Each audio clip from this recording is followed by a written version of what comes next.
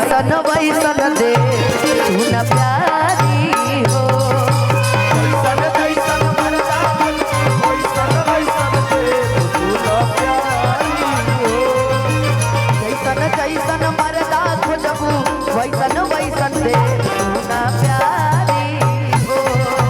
जैसन जैसन मर्दा वैसन वैसन दे तू न प्यारी हो। कि गायक मर्दा खोजबू तहाई पर शांत जी के दे हो। अरे पगला मर्दा खोजबू हाउ दीपक भैया के दे हो। शक्तिगिरी की और सुनो अरे पैसा वाला खोजबू अरे पैसा वाला खोजबू त दुर्गा भैया के दे तू न साली हो।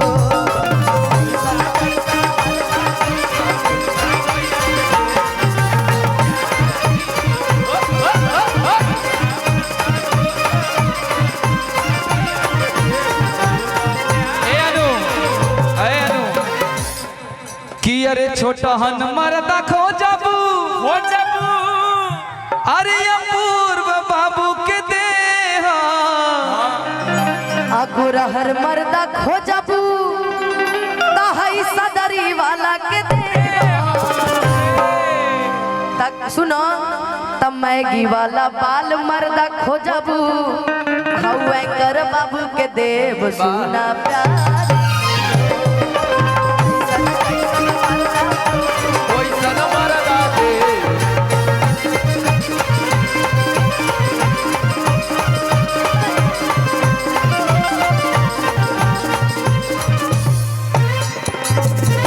अरे टकला मर्दा खोजबू के दया लोक भैया के दे हो। मन्नी भैया बारे मन्नी भैया ना हम अपना मनी भैया के ना कहो लेकिन सुनो अच्छा सुनो पहले टकला मर्दा खोजबू आलोक भैया के दे हो। कि अरे मोछ वाला खोजबू नहीं यार सुनो मलाई सोया चाप वाला खोजबू तमन्नी भैया के दे हो। ए बार इनकर दुकान टनाटन चलता यही से। अरे बौरा हवा मर्दा खोजबू आ ट्रेवल एजेंसी वाला मर्दा खोजबू हाउ शक्ति गिरी के देव सुना प्यारी।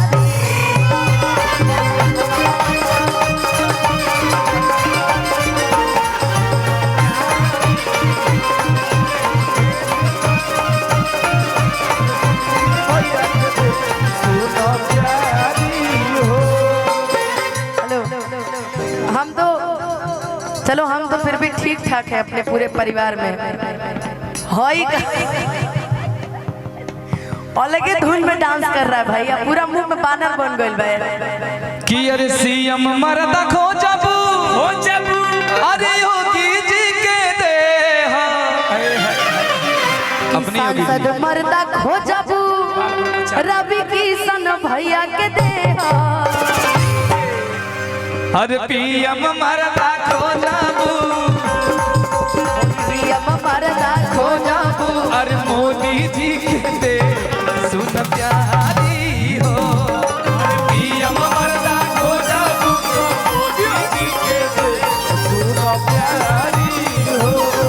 अरे पीएम मरदा खोजबू मोदी जी के दे सुन प्यारी हो।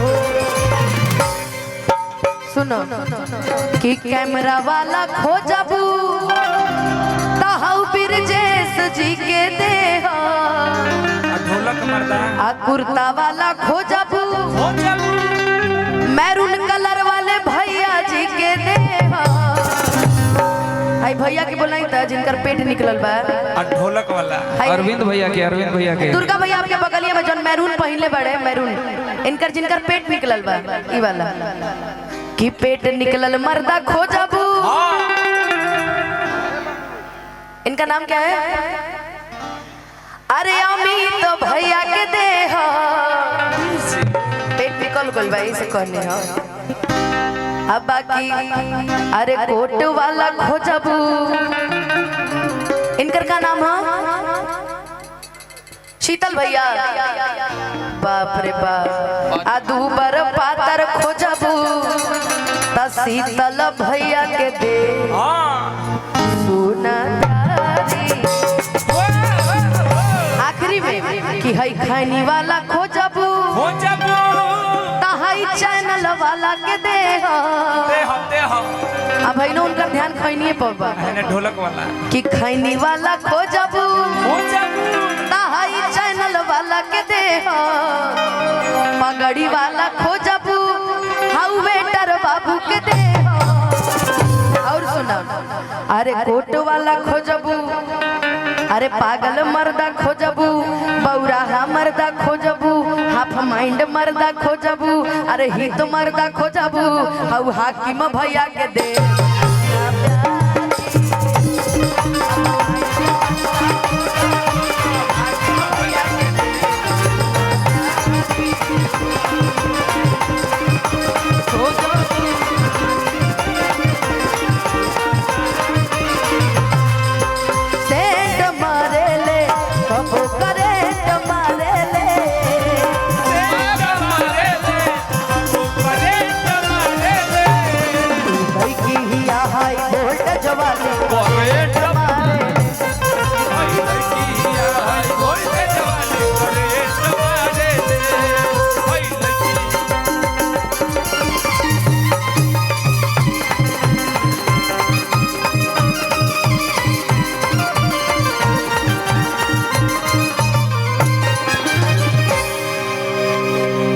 अरविंद भैया